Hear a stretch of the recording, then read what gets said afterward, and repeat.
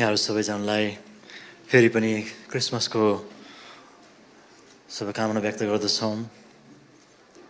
Christmas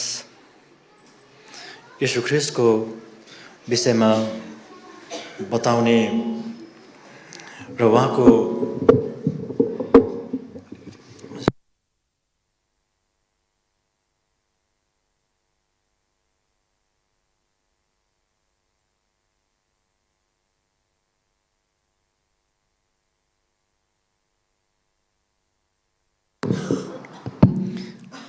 Christmas यस्तो शब्द हो जसले ख्रीष्ट येशू संसारमा आउनुभएको घटनालाई सठिकसँग प्रभावकारीसँग बडो मिठास शैलीमा बताउँछ। उहाँको जन्म एउटा घटना हो। त्यो जन्मलाई हामीले मितिभित्र समेटेर राख्न सक्दैनौँ, किनभने उहाँ अनन्तको परमेश्वर हुनुहुन्छ। तैपनि हाम्रो मानव इतिहासको एउटा यस्तो कालखण्ड थियो जहाँ ख्रीष्ट येशू आउनुभयो। हामी मानव जस्तै भन्दाखेरि जस्तै भन्ने लाग्न सक्छ, मानव नै बन्नुभयो भनेर बाइबलले स्पष्टसँग बताउँदछ। अहिले चाड मान्ने सोचमा छौँ हामीहरू। यो चाड आफैमा नराम्रो चाहिँ होइन। चाडले हामी स्थापित भएका मानिस हौँ भन्ने कुराको एउटा सङ्केत दिन्छ सामाजिक हिसाबले हेर्दाखेरि। तर चाडकै नाममा विभिन्न प्रकारका कुराहरू जोडिन्छन्, थपिन्छन्। कहिलेकाहीँ त हामीले आफैले बनाएका कति कुराहरूले हामीलाई नै बन्धनमा पार्छ। त्यसबाट छुटकारा पाउनको लागि फेरि प्रभुलाई नै हामीले गुहार माग्नुपर्ने हुन्छ। त्यस्तो अवस्था पनि आउँदछन्। तर क्रिसमसलाई हामीले ती मानवीय कुराहरू मिसिन दिँदैनौँ। त्यसै कारणले गर्दाखेरि परमेश्वरको वचनलाई हामी बढी ध्यान दिन्छौँ। परमेश्वरको वचनले के भन्छ भन्ने कुरालाई ध्यान दिन्छौँ भने हाम्रो क्रिसमस एकदमै अर्थपूर्ण हुनेछ। हामी यूहन्नाको सुसमाचार 1 अध्यायको 15 देखि 18 सम्म पढौँ। यूहन्नाको सुसमाचार 1 अध्याय 15 देखि 18 पद। यूहन्नाले उहाँको विषयमा गवाही दिँदै उच्च स्वरले भने, उहाँ त्यही व्यक्ति हुनुहुन्छ जसको विषयमा मैले भने, म पछि आउनु हुने मभन्दा उच्च हुनुहुन्छ, किनभने उहाँ मभन्दा अघिबाटै हुनुहुन्थ्यो। उहाँका अनुग्रहको पूर्णताबाट हामीले एउटा अनुग्रहमाथि अर्को अनुग्रह पाएका छौँ। किनभने व्यवस्था मोशाद्वारा दिइयो, अनुग्रह र सत्यता चाहिँ येशू ख्रीष्टद्वारा आए। परमेश्वरलाई कसैले कहिल्यै देखेको छैन। पिताको साथमा हुनुहुने एक मात्र पुत्रले उहाँलाई प्रकट गर्नुभएको छ।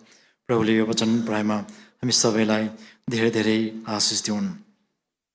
हामीलाई प्राय नास्तिक र आस्तिकहरू दुवैले सोध्छन्, तिमीहरूको ईश्वर कहाँ छ, देखाऊ, म पनि विश्वास गर्छु। मानिसले सोध्दै आएको यो प्रश्न धेरै पुरानो हो। बाइबलमा यो प्रश्नको उत्तर छ। ख्रीष्ट येशूमा परमेश्वरले यो उत्तर दिइसक्नु भएको छ।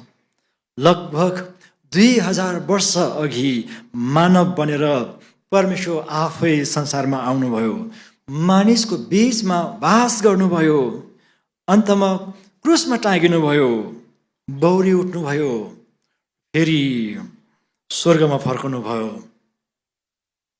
यी घटनाहरूलाई प्रमाणित गर्ने कैयौँ प्रमाणहरू हामीसँग छन्। योभन्दा बढी प्रमाण हामीलाई किन चाहियो र? के फेरि पनि येशू संसारमा आउनुपर्छ?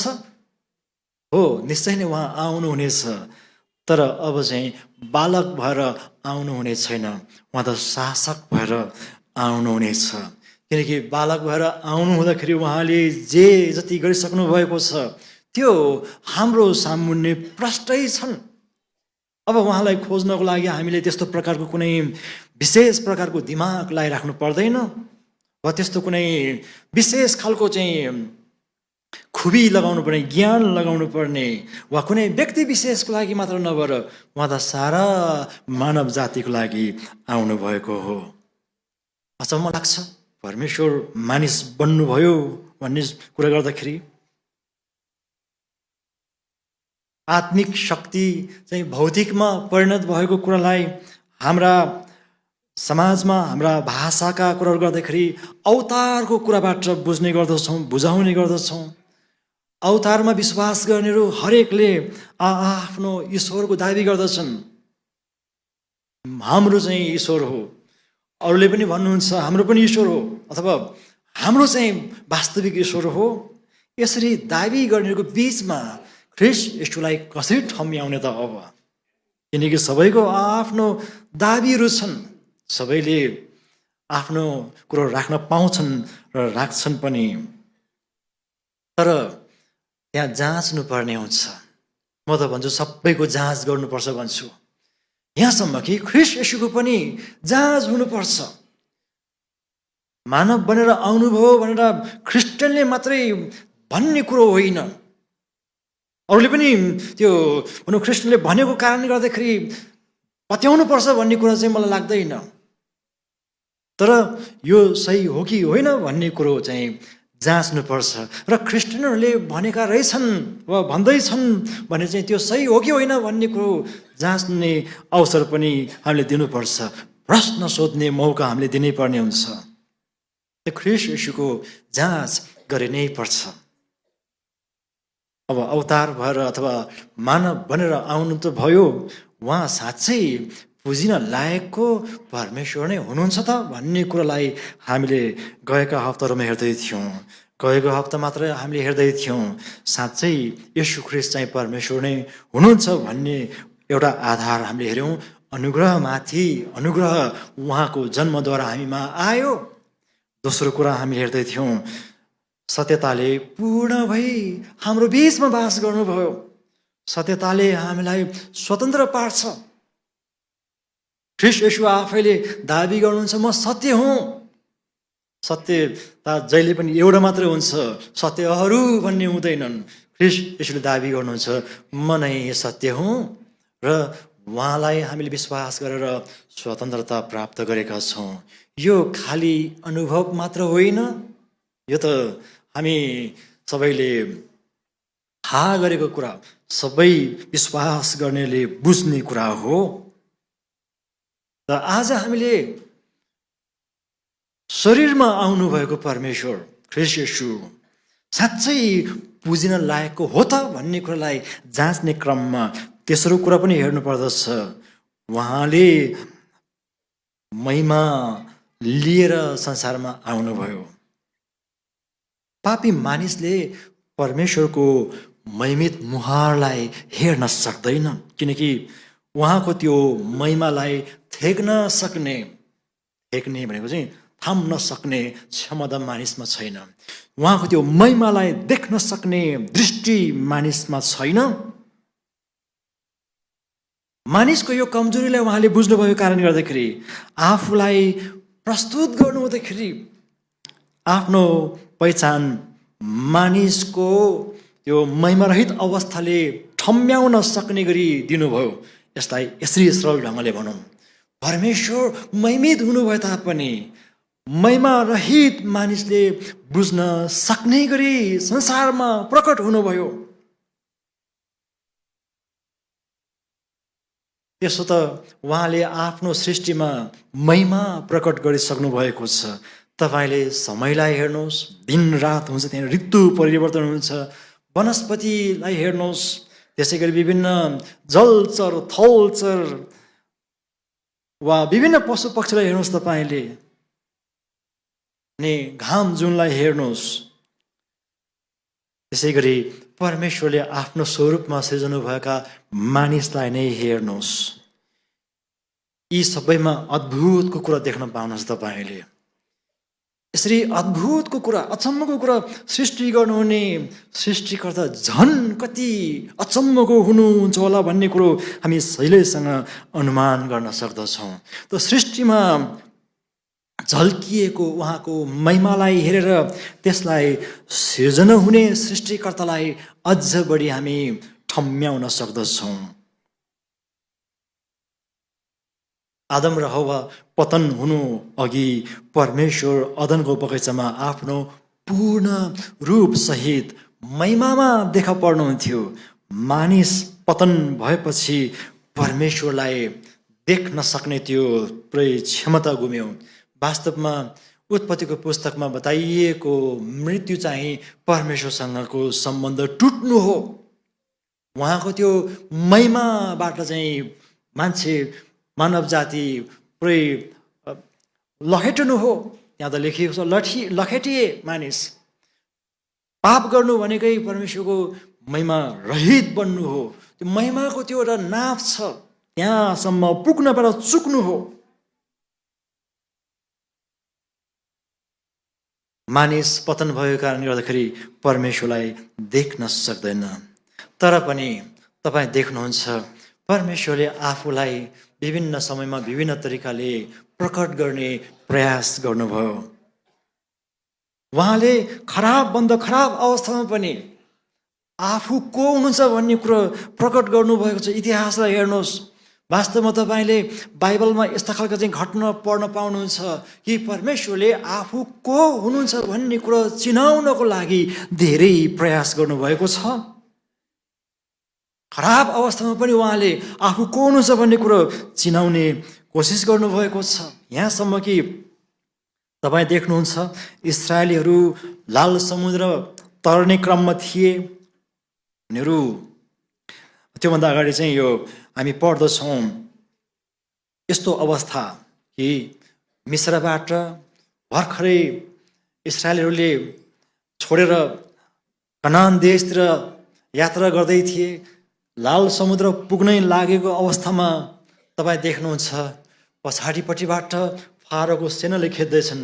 अगाडि जाउँ त समुद्र छ, डुबेर मर्ने अवस्था, जसरी पनि मर्ने अवस्था थियो।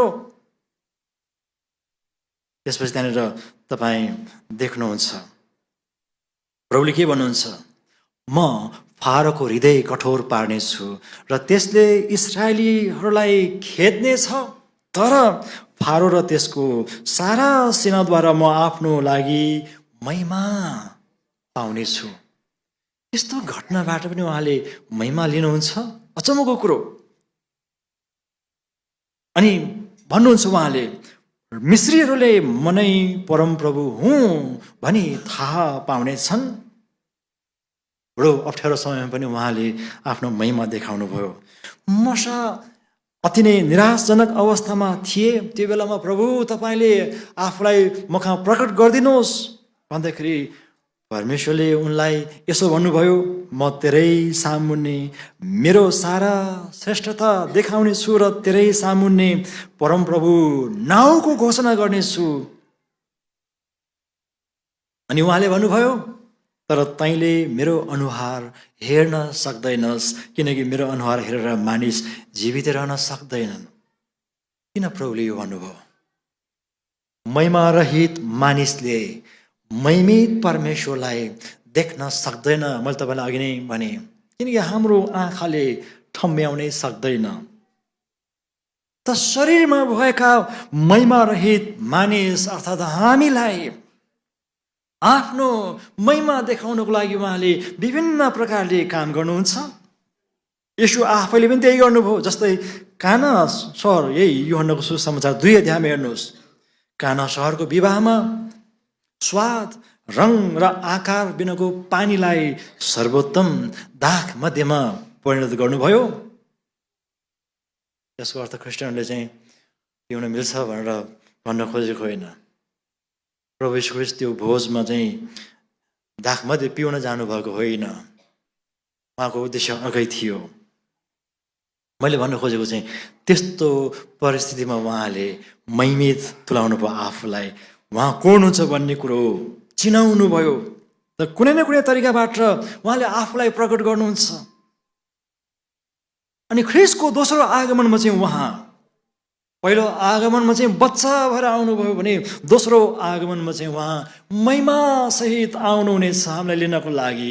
त्यो बेला उहाँलाई हामी महिमामा देख्नेछौँ, यो शरीरमा होइन। त वचन देहधारी हुनुभयो भनेर हामी पढ्दैछौँ वचनमा। जो आत्मा हुनुहुन्छ उहाँ शरीरमा आउनुभयो। उहाँ संसारमा आउनुभन्दा अगाडि पछ्याउन निकै गाह्रो थियो। उहाँलाई भेट्न पनि गाह्रो थियो। पवित्र स्थानमा उहाँलाई भेट्न जानु पर्थ्यो। उहाँले कतिपल्ट चाहिँ आफ्नो भेष बदलेर स्वर्गदूतको रूपमा आउनुभएको घटना पढ्दछ। उहाँ अन्य रूप वा चिन्हहरू दिनुहुन्थ्यो आफू को हुनुहुन्छ भन्ने कुरा चिनाउनको लागि। कहिलेकाहीँ मानिसले नचिताएको ठाउँमा आउनुहुन्थ्यो। उहाँलाई भेट्न चाहेको खण्डमा सजिलै भेट्न सक्दैनथे। कुनै पुजारी वा अगमवक्ताको सहायता लिनु पर्दथ्यो। उहाँलाई हेर्न नमिल्ने मात्र होइन, हेर्नै नसकिने भएको कारणले गर्दाखेरि मानिसले विशेष गरी मसा कुकुर पर्छौँ घुम्टो लगाएर चाहिँ मुख छोप्नुपर्ने अवस्था थियो। किनकि उहाँको त्यो ज्वालामय महिमालाई मानिसले हेर्न सक्दैन। परमेश्वरको वास्तविक रूप हामीलाई थाहा छैन। यहाँ पनि लेखेको छ, परमेश्वरलाई मानिसले कहिले पनि देखेको छैन, मैले पनि देखेको छैन। हो, मैले देख्न नसक्ने भएको कारणले मेरो समस्यालाई प्रभुले बुझ्नुभयो अनि देख्न सक्ने उहाँ बन्नुभयो। त्यसको लागि चाहिँ म जस्तै नै बन्नु पर्दथ्यो, हामी जस्तै बन्नु पर्दथ्यो, उहाँ बन्नु नै भयो।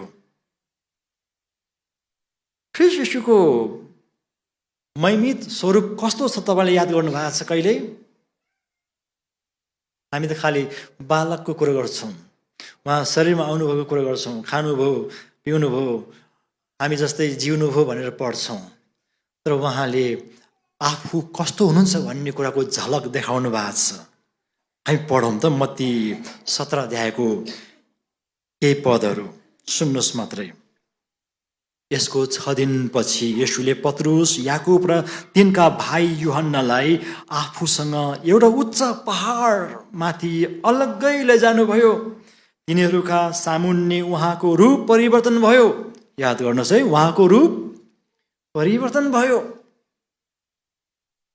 यी चेलाहरूले अघि देखेको भन्दा उहाँ फरक प्रकारले चाहिँ देखा पर्नुभयो।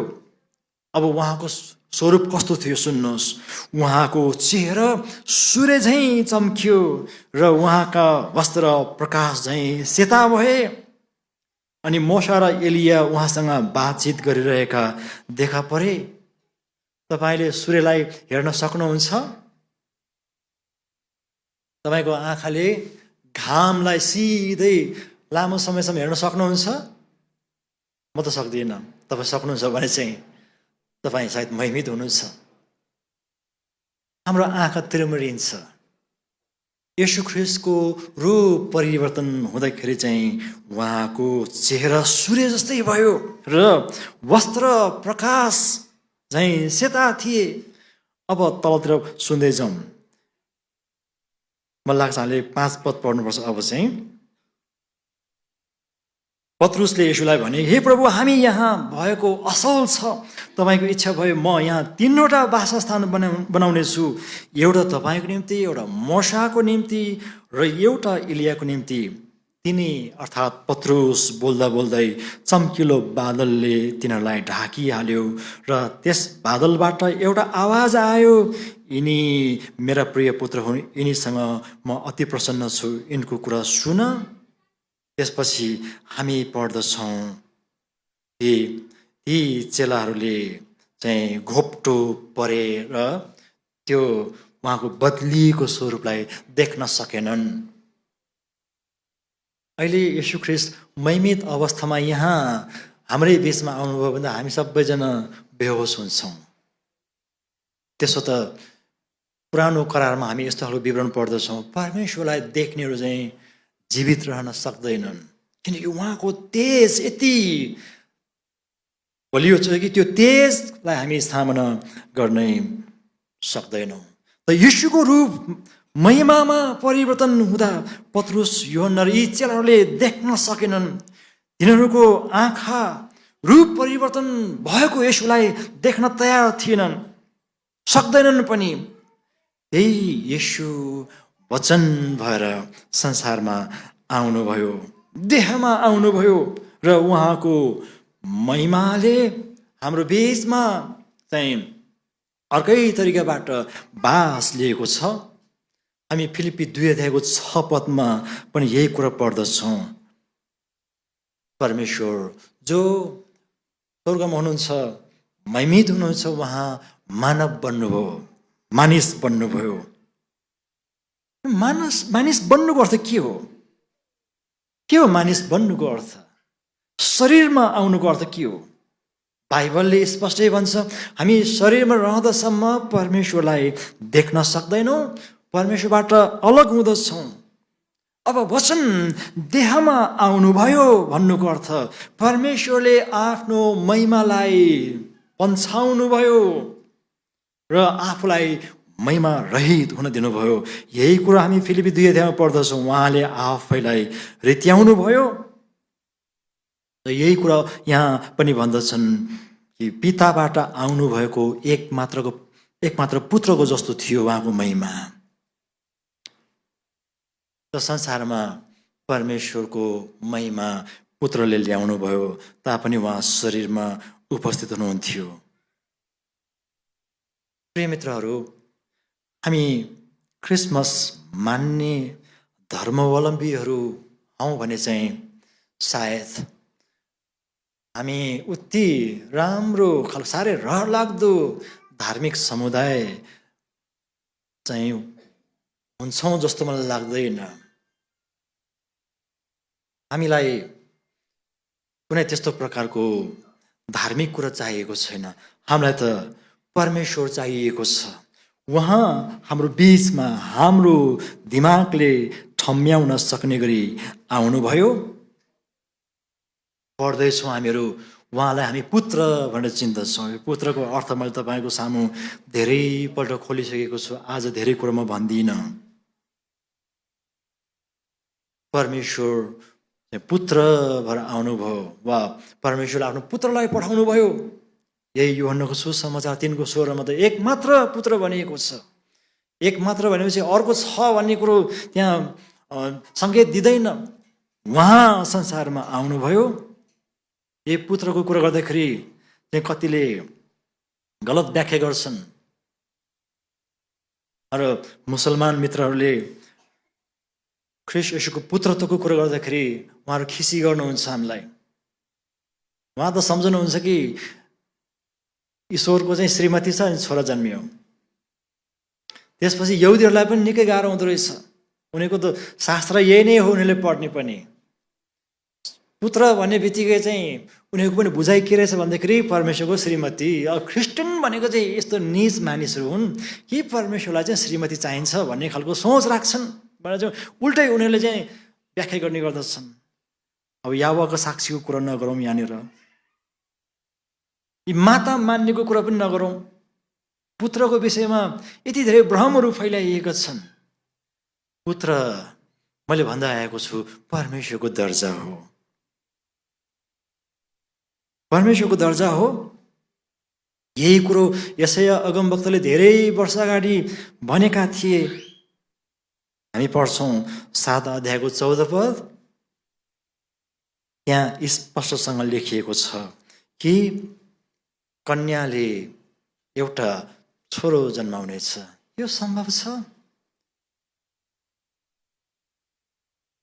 पापी मानिसलाई छुटकारा दिनको लागि पापी मानिसबाट सम्भव थिएन। अब कसरी चाहिँ उहाँले आफूलाई मानिसको रूपमा परिणत गर्नुहुन्छ भन्दाखेरि अन्तिममा मानिसले कहिल्यै नसोचेको घटनाबाट त्यो कुरा हुन दिनुभयो। अर्थात् कन्या मरियमबाट यो उहाँको योजना जुन वर्षौँदेखि रचिएको थियो पुरा गर्नुभयो।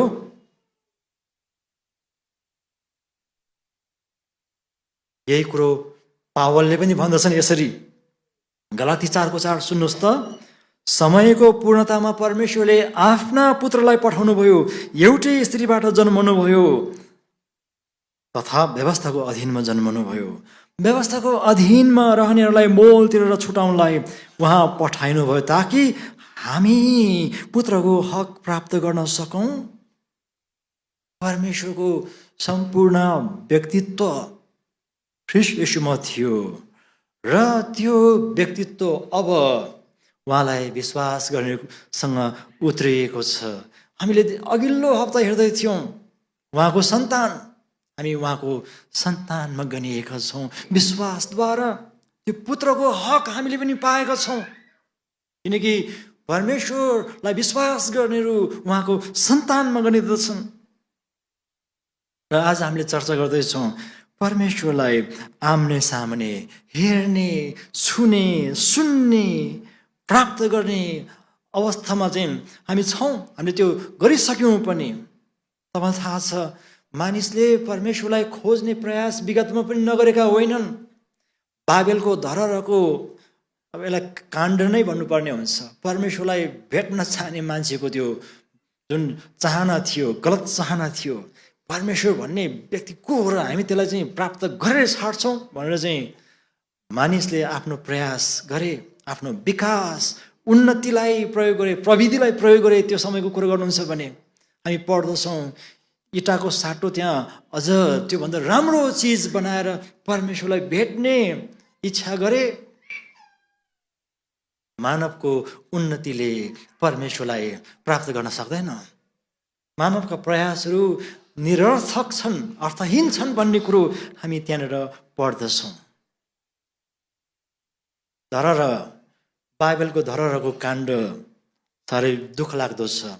परमेश्वरलाई भेट्न भनेर चाहिँ जोर गरेको झन् उल्टै परमेश्वरदेखि टाढा भए। तर तपाईँ यहाँ देख्दै हुनुहुन्छ परमेश्वर उल्टै हामीलाई नै खोज्दै खोज्दै आउनुभयो। क्रिसमसको सन्देश यो हो प्रिय मित्रहरू। खोज्दै मात्र आउनु भएन, उहाँ त अनुग्रह लिएर आउनुभयो, सत्यता उहाँ मात्र हुनुहुन्छ भन्ने कुरा देखाउन आउनुभयो, परमेश्वरको त्यो महिमा लिएर आउनुभयो। तैपनि मानिसले सोच्छन् अझै ख्रीष्ट येशूको ईश्वरत्वको विषयमा, ख्रीष्ट येशूलाई र उहाँको विषयमा यति धेरै चुनौती दिँदै आएका छन्। सायद यतिको चुनौती अरू कसैले पनि भोगेको छैन र कसैलाई पनि दिइएको छैन। अनि येशू प्रभु नै हुनुहुन्छ भन्ने कुरो त्यसलाई चाहिँ चुनौती दिनको लागि धेरै प्रकारका कुराहरू आउँदाखेरि ती चुनौतीहरूलाई चाहिँ अहिलेसम्म उहाँले थेगेरै उहाँ मात्र प्रभु हुनुहुन्छ भन्ने कुरोलाई उहाँले देखाइरहनु भएको छ। उहाँलाई कसैले पनि चाहिँ उहाँको सत्यतालाई बदल गर्न सक्दैन। यस्तो इतिहास पढ्न पाइन्छ। हुन त पहिलो शताब्दीदेखि नै यो कुरो भएको देखिन्छ। ईस्वी सम्वत 325 एउटा घटना घटेको छ। त्यो हो नाइसिया नाम गरेको एउटा मण्डली परिषदले, त्यतिखेर त भर्खर भनौँ यो स्वतन्त्र प्राप्त भएको थियो। येशू ख्रीष्ट चाहिँ प्रभु हुनुहुन्न भनेर चुनौती त त्यो बेलामा पनि दिएको थियो। अनि त्यो मण्डली परिषदले यस्तो भनेको थियो ख्रीष्ट येशूको विषयमा, सुन्नुहोस् त म पढ्छु। ख्रीष्ट येशू एकमात्र पुत्र, सारा जगत सृजना अघि हुनुहुन्थ्यो, परमेश्वरको पनि परमेश्वर, ज्योतिको पनि ज्योति, साँच्चै परमेश्वर आउनुभयो। उहाँ सृष्टि गर्नु भएको होइन, पिता नै हुनुहुन्छ। त्यसरी चाहिँ त्यो बेलामा ख्रीष्ट येशूको ईश्वरत्वको विषयमा घोषणा गरिएको थियो। यो घोषणा गर्नको लागि यशाया 7 अध्यायको 14 पदलाई लिएको रहेछ। यशाया 9 अध्यायको 6 र 7 पदलाई पनि लिएको रहेछ। त्यो बेला पनि चुनौती आएको थियो ख्रीष्ट येशूको ईश्वरत्वको विषयमा। आज पनि त्यो चुनौती त संसारले दिइ नै रहन्छ। तर याद गर्नुहोस्, उहाँलाई कसैले पनि चुनौती दिन सक्दैन।